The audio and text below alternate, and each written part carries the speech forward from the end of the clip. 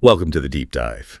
Today, we're cutting through the noise, really getting into one of the most talked about sagas in Formula One right now.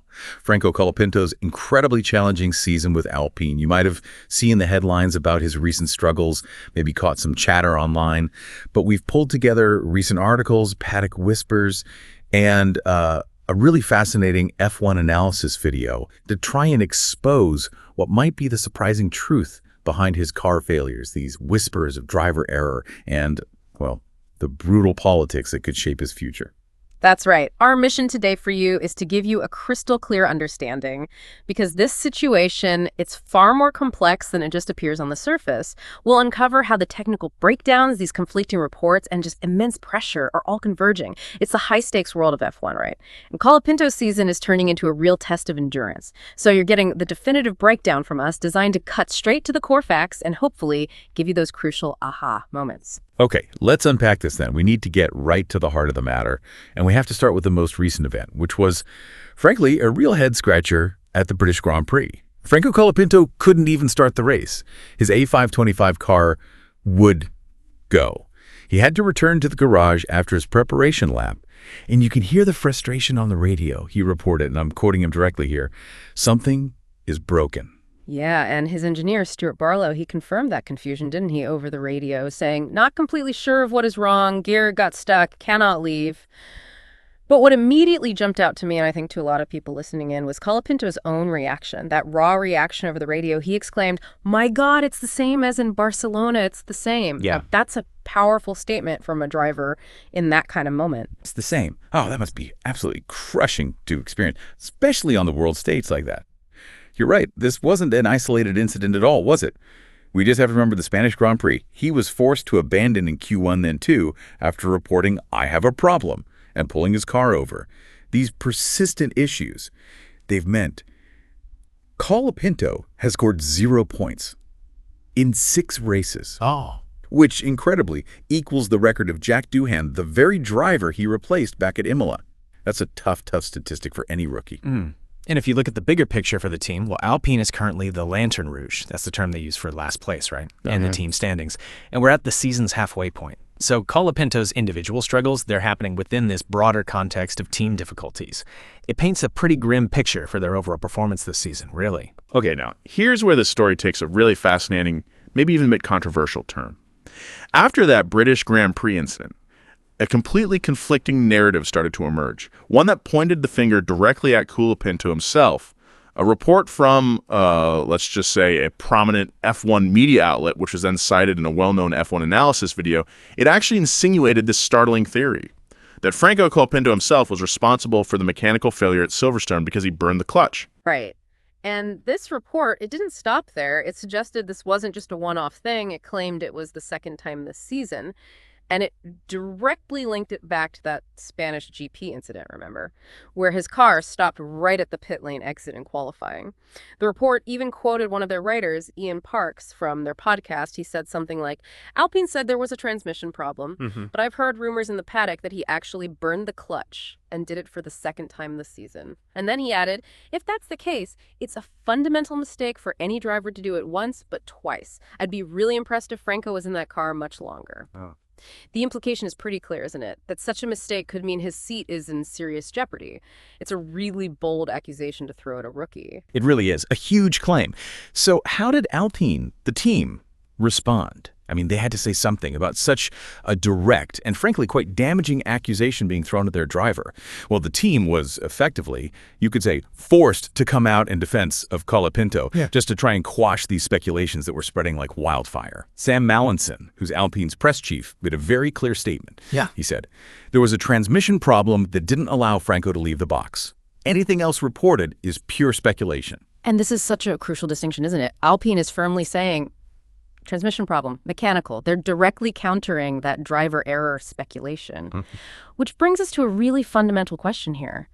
Could a driver actually burn the clutch in a modern F1 car in the way this report suggests? And what does that even mean in the context of these incredibly specialized machines? That's a great question because you're right. F1 clutches are light years away from anything you'd find in your road car. Let's get a bit technical for a moment, but we'll keep it, understandable. Imagine a tiny component, Incredibly powerful, made of 100% carbon fiber plates. It's not operated by a pedal like in your car, but by a paddle behind the steering wheel. Very precise. Now, these clutches handle immense power, but they operate at extreme temperatures. We're talking often reaching 500 degrees Celsius. So when we talk about burning the clutch, it literally means pushing it past its thermal limit. The material degrades, loses its friction, and then cuts. The car simply won't move. Exactly. No pedal, just that small paddle for incredibly precise control. During practice starts, the drivers will find the bite point. That's the exact moment the clutch plates start to engage, where friction begins and the car wants to move. Then, at a race start, the engine's revving sky high, maybe 9,000 RPM. The driver brings the clutch paddle to that pre-found bite point, holds it, and then progressively releases it as the lights go out. It's an incredibly delicate, incredibly precise maneuver, millimeter perfect almost. And it's worth noting, too, in today's F1 cars, clutches are mostly used for downshifts. Upshifts are often seamless, clutchless, so it's a very specialized use case. Okay, so understanding that unique setup, how could a driver theoretically burn a clutch in an F1 car? Are there scenarios where that happens? Well, there are a couple of possibilities. One is during the formation lap. Drivers often use the clutch subtly, dragging it slightly, to generate friction and heat it up. They want it at its optimal operating temperature for the start, say maybe 300 degrees. Now, if there's a delay in the temperature sensor reading on the dashboard, or just a misjudgment by the driver, they could overshoot that ideal temperature and potentially damage the clutch material. Right. And the other way is something sometimes called override, or you might hear the Spanish term picar embrague. Think of it like this. It's deliberately holding the clutch paddle above its proper engagement point, that bite point we talked about, while simultaneously applying the brakes. It's a bit like trying an aggressive launch in a road car, maybe holding the handbrake. But in F1, if you hold this state for too long, even just a few seconds, maybe 1 to 4 seconds, it can rapidly spike the clutch temperature and literally burn it. So technically, yes, it is possible for a driver action to cause this. Okay, so it's technically possible. But despite that, the host of that F1 analysis video we mentioned, they expressed some pretty significant skepticism about Colapinto doing this, especially twice. Let's think about the British Grand Prix again. Colapinto started from the pit lane. That meant he'd be joining the track behind the safety car. That specific situation simply doesn't require an aggressive clutch-punishing launch procedure. So while, yeah, maybe formation lap overheating is possible, it feels less likely to be deliberate driver error in that exact scenario. It doesn't quite fit. Exactly. And then you look back at the Spanish GP incident. The problem happened during qualifying, specifically as he was exiting the pit lane. Again, this isn't a race start procedure. So trying to apply the same clutch burning theory seems, well, less plausible, doesn't it? And what's really important here, I think, is Colapinto's background. Yes, he's a rookie in this specific Alpine car, but he has extensive simulator time with the team. He's participated in TPC sessions, that's testing of previous cars. This means he's actually intimately familiar with Alpine's procedures, including how their clutches work, the bite points, the temperatures. It's not like he's some complete novice just stumbling into these highly complex systems for the very first time. All good points. And this all leads us neatly into the broader picture surrounding Colapinto, because with these mechanical issues swirling around and now these accusations, the pressure is clearly mounting. And it's all happening under a very public spotlight. You have Alpine's executive advisor, the very high-profile Flavio Briatore, who hasn't exactly minced his words about Colapinto's performance, has he? After that Q1 crash earlier in the season, Briatore stated, and I think this says a lot, Franco knows he made a mistake and that he must improve to recover and come back stronger tomorrow. Pretty direct. Very direct. And the message didn't get any softer after the Spanish GP retirement either. Briatore told another F1 media outlet, Sky Alemania, I believe, "If I said now that I am happy, it would be a lie. I am not happy at all. Now we have to see how the season develops for him." Wow. I mean, that kind of public statement from someone like Briatore clearly signals immense pressure on the driver. So it's probably no surprise then that we're already hearing several other names being linked to Colapinto's seat for next year, including Paul Aron, who's another promising Alpine junior driver currently in F2, and quite surprisingly, even Valtteri Bottas, currently the Mercedes reserve driver. Yeah, the Bottas link, that's where it gets even more intriguing, isn't it? Toto Wolff The Mercedes team principal actually confirmed to the media an accelerated interest in Bottas from Enstone. That's Alpine's base, of course. Wolff even said he'd personally spoken to Briatore about it. Seems pretty open. But then just add another layer of mystery and maybe misdirection. Briatore recently seemed to contradict this. He said something like, I have no information about those rumors of Bottas and the Alpine team. He's a good driver, but right now we have our own guys. If we change, I'll tell you. That sounds like classic F1 silly season maneuvering, doesn't it? Deflection, maybe? Oh, absolutely. It adds a huge layer of mystery.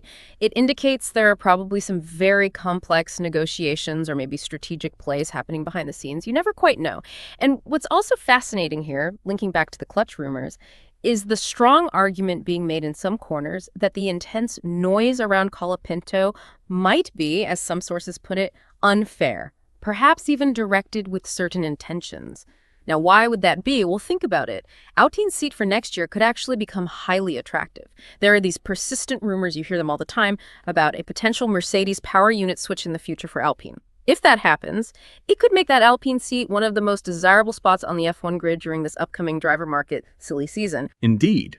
So the theory goes, maybe an Alpine seat becomes a potential landing spot for top young talents, someone like, say, Antonelli, or maybe even George Russell, if things shift around at Mercedes. Perhaps it gets tied into engine deals or managing Mercedes' own talent pipeline. It becomes a chess piece.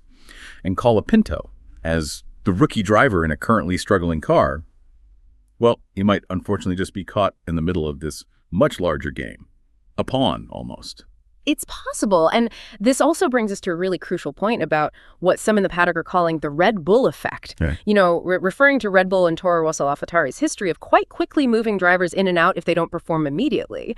And there's a sense that maybe this wider lack of patience is sort of permeating the whole F1 grid now. Historically, yeah, teams like Toro Rosso, Force India, Hispania, Sauber, they've all swapped drivers mid-season before. It's not unprecedented. But the feeling now, according to some commentators, is that this lack of patience is almost contaminating the grid as a whole. And it makes a lot of sense when you think about the current state of F1, doesn't it? The sport is incredibly competitive right now, especially those midfield battles. They are unbelievably close, separated by tiny margins. So rookies like Colapinto stepping into a car that's clearly struggling and doing it mid-season, they are inherently at a massive disadvantage from the get-go. There's this immense pressure to perform immediately. And that pressure often leads to drivers pushing above their limit, trying too hard, which inevitably can result in mistakes, accidents, which then erodes their confidence. And it just creates this vicious cycle that's incredibly difficult for a young driver to break out of.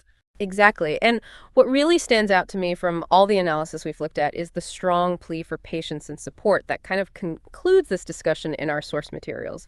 Franco Colapinto, like any young driver finding their feet in F1, needs confidence building. He needs clean weekends. He needs a chance to find his rhythm, to learn the car, the team, the tracks in F1 machinery, not this expectation of immediate championship-level performance, especially from a difficult car. F2 and F3, yes, they're crucial training grounds, but they simply do not fully prepare drivers for the unique pressures and demands of Formula One. Rookie drivers need time. They need extensive testing, which they don't get much of these days, and they need consistent, unwavering support from their team. Absolutely. And if we connect this back to Colapinto's own career trajectory, think about his comeback season with Williams last year. He really fought hard in that car, proved he can adapt, and actually delivered some really strong performances when the opportunity arose.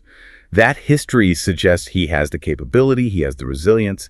It suggests he deserves more time and genuine support rather than potentially being discarded so quickly amidst what might be factors entirely outside of his control, like mechanical failures or political maneuvering. It's a fundamental challenge, I think, that the sport needs to grapple with more broadly. It really is. The big question becomes, how do you actually develop future talent, the next generation of stars, if the environment demands these immediate top-tier results in what are often inherently difficult, sometimes impossible circumstances? So we've navigated this complex web surrounding Franco Colapinto's season, haven't we?